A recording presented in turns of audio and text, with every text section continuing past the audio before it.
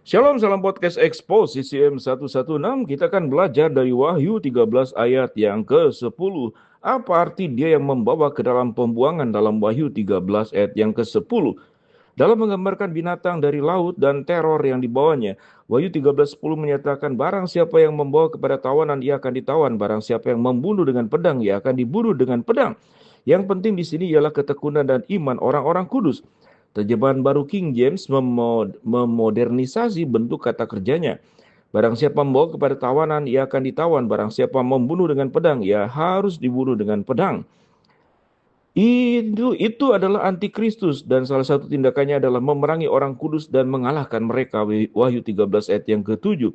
Faktanya Allah lah yang memberinya otoritas itu. Ayat 10 dengan demikian merupakan janji pembalasan. Barang siapa yang membawa kepada tawanan ia akan ditawan. Barang siapa yang membunuh dengan pedang ia harus dibunuh dengan pedang.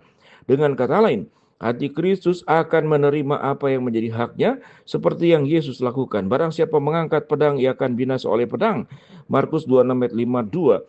Terjemahan lain mengikuti variasi tekstual yang berbeda dan hasilnya memiliki makna yang sedikit berbeda. Jika seseorang ditakdirkan untuk ditawan, ia akan masuk ke dalam penawanan. Jika seseorang membunuh dengan pedang, ia harus dibunuh dengan pedang. Wahyu 13 ayat yang ke-10.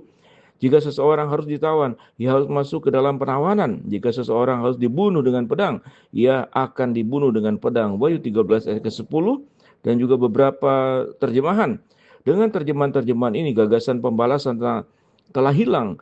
Sebagai gantinya muncul pernyataan takdir yang sederhana. Penderitaan orang-orang kudus masa kesengsaraan tak terelakkan.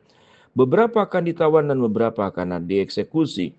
Perasaan pemeliharaan yang tak terhindarkan itulah yang kita temukan dalam Yeremia 15 ayat 1 dan 2. Dalam ayat itu Tuhan berbincang kepada Yehuda yang keras kepala dengan berkata, usirlah mereka dan dari hadapanku. Yeremia 15 ayat yang pertama. Menjawab pertanyaan kemana mereka akan pergi, Tuhan berkata, mereka yang ditakdirkan untuk mati akan menuju kematian. Mereka yang ditakdirkan untuk pedang menuju pedang. Mereka yang ditakdirkan untuk kelaparan menuju kelaparan. Mereka yang ditakdirkan untuk ditawan menuju kepada penawanan. Yeremia 15 ayat yang kedua. Kesamaan antara Yeremia 15 ayat kedua dan Wahyu 13 ayat yang ke-10 sangat mencolok. Apa yang tampaknya Allah katakan dalam Wahyu 13 adalah bahwa penganiayaan terhadap orang-orang kudus meskipun tidak adil pasti akan terjadi. Antikristus akan melakukan apa yang diinginkannya terhadap mereka untuk waktu singkat ini. Menggemakan perkataan Yesus dalam Matius 24 ayat 9. Pada waktu itu kamu akan diserahkan kepada siksaan dan kamu akan dibunuh dan kamu akan dibenci. Semua bangsa oleh karena namaku. Bagian terakhir dalam Wahyu 13 ayat 10 adalah nasihat untuk bertekun. Yang penting di sini ialah ketekunan dan iman orang-orang kudus. Penderitaan orang-orang kudus yang mengalami kesusahan tidak berada di luar kedaulatan Tuhan karena menyadari bahwa Allah memegang kendali.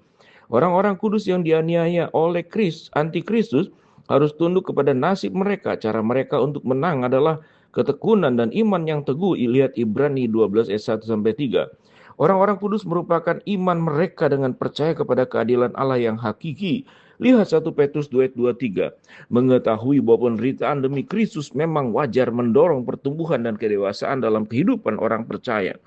Pengetahuan itu dipadukan dengan pengharapan yang mengilhami ketekunan sangat penting untuk tantangan yang muncul di dunia yang penuh pertentangan. Orang percaya belajar untuk menerima segala sesuatu yang datang dari tangan Allah dan mereka terus memuliakan Tuhan apapun yang terjadi. Penyair Richard Baxter menyatakan seperti ini, hai para orang kudus yang bekerja keras di bumi, sembahlah Raja Surgawimu dan teruslah melangkah. Nyanyikanlah kidung sukacita, terimalah apa yang dia berikan dan pujilah dia dan dalam suka maupun duka yang menuju hidup. Shalom. Itulah kita sudah belajar Wahyu 13 ayat yang ke-10, arti membawa ke dalam pembuangan.